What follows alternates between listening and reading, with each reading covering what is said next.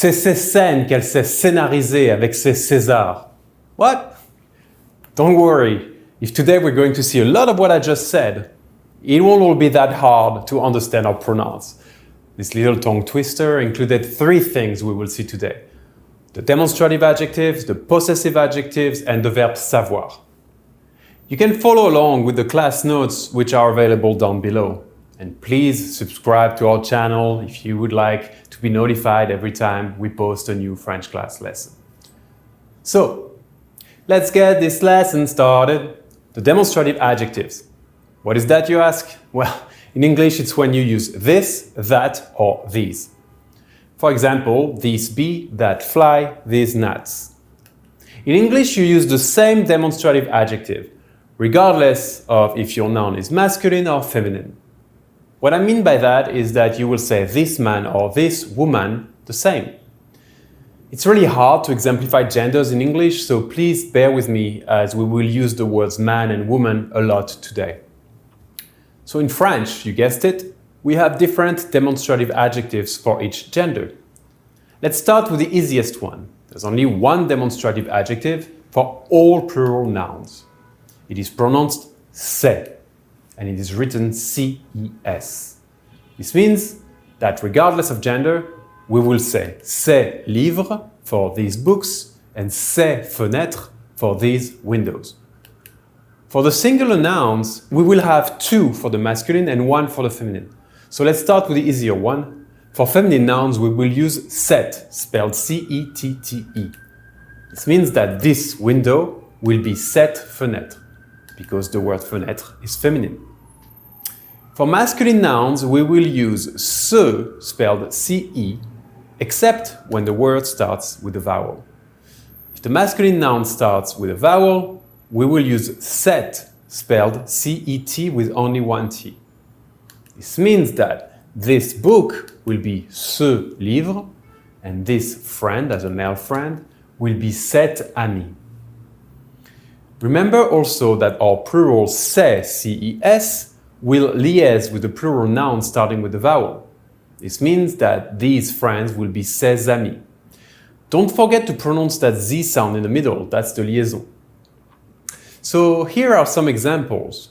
This guy will be ce mec, because it's masculine. This man will be cet homme, because it's masculine, but the H is silent, so it behaves like a noun starting with a vowel. This woman will be cette femme, because it's feminine. These men will be ces hommes, because it's masculine plural. These women will be ces femmes, because it's feminine plural. So to put this into sentences, we will say j'aime cet homme, for I love this man. J'ai ce livre, for I have this book. And je ferme cette fenêtre, for I'm closing this window. Now let's keep in mind this concept of remembering the gender and number of our object to pick the right demonstrative adjective, because we will need this for our possessive adjectives as well. Especially since in English it doesn't work the same. Possessive adjectives in English are my, your, his, her, our, and their.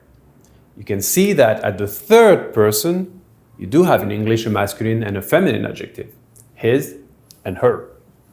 This creates a little problem when learning French because you are used to attribute the gender to the possessor of the object of the sentence. Here is an example. When you say Mary is his girlfriend, you choose the adjective his rather than her because you use the gender of the possessor and not the object of that sentence, which is girlfriend. Girlfriend is feminine, yet you use the masculine adjective because in English we understand that Mary is some guy's girlfriend. Well, in French, we attribute the gender of the object to the possessive adjective. So if I translated this sentence in French, it could mean that Mary is the girlfriend of anyone, man, woman, any. That information is not provided by the possessive adjective in French. Let's skip back a little. First, when you pick the possessive adjective, you do have to think of who possesses the object of the sentence to pick the right person. And what I mean by that is that if I possess something, I will use my If you possess something, I will use your. If they possess something, I will use their, etc. Let's put a table on the screen, left or right. I can't remember which way it is. So for each person, we will have different possessive adjectives in French. This means that for my, we will have mon for masculine objects, ma for feminine objects, and mes for plural objects. The good news is that once we get to the plural persons, meaning our, your, and their, we will have one for singular objects and one for plural objects, regardless of gender. To best exemplify this, we will use the masculine noun homme, meaning man, and the feminine noun femme, meaning woman, and the plural noun ami with an S in the end for friends. We'll use this with each person. So, my man is mon homme. My woman is ma femme. My friends is mes amis. Your man is ton homme. Your woman is ta femme. Your friends is tes amis. His or her man is son homme. His or her woman is sa femme. His or her friends is ses amis. Now we got to the plural, we only have two. Our man and our woman is notre homme and notre femme. Our friends is nos amis. The plural your man and your woman is votre homme and votre femme, and your friends is vos amis. Their man and their woman is leur homme and leur femme, and their friends is leurs amis. Now there's just one exception to remember. If a feminine noun starts with a vowel, we will use the masculine possessive adjective. One exception, that's it. Trust me, in the future, you'll be happy when there's only one. So an example of a feminine noun starting with a vowel would be the French word expérience, which means experience or experiment. It is feminine, so un experience or un experiment would be une expérience. But even though it is feminine, my experience would be mon expérience and not ma expérience. That's it, one exception, and we're done with the possessive adjectives. So I hope this was clear enough. The one thing I want to make sure is that you understand that this possessive adjective only agrees with the object of the sentence. Here's one final example. If I say in French, Fred est son petit ami, how would you translate it in English? I'll give you 3 seconds. 2, 3.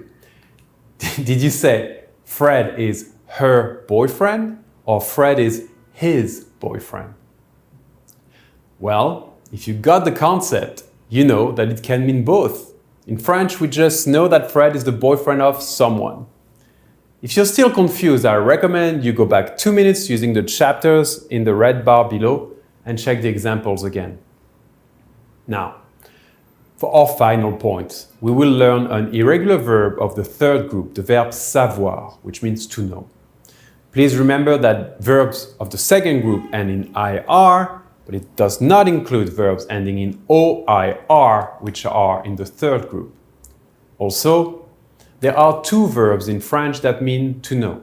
The verb savoir, which we are covering today, means most of the time to know how to do something. The other verb, which we will see later, is the verb connaître, and it usually means to know someone, a place, or to know something.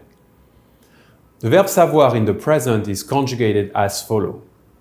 Je sais, tu sais, il sait, nous savons, vous savez, ils savent.